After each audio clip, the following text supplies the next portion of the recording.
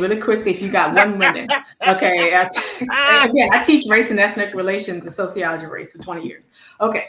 Really quickly, Irish migrants.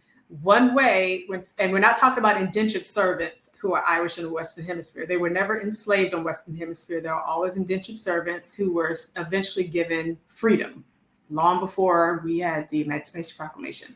Anyway, so how the Irish became white is about just explanation of one example of assimilation into racial whiteness. One of the examples of Irish migrating from Ireland was that once they learned that as long as you're anti-Black and could learn some racial slurs towards Blacks, Mexicans, Japanese, then you would definitely be accepted by white people.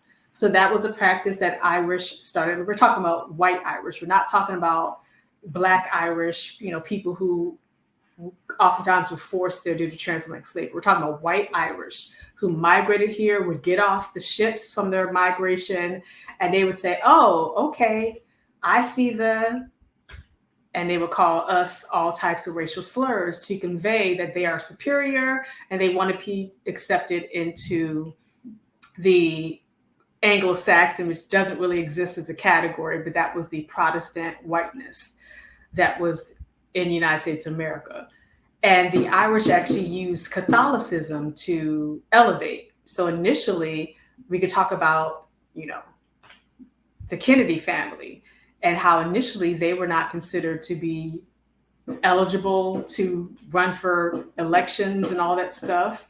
And what they did is they used Catholicism as a place to develop their own knowledge and resources and skills. So that's another thing we talk about, cultural development.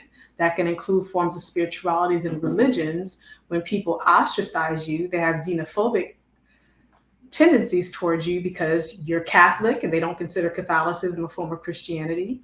So therefore you use Catholicism as a way to take time together to say, how are we going to develop ourselves economically and in the political realm? So that's what the Kennedy family did as well.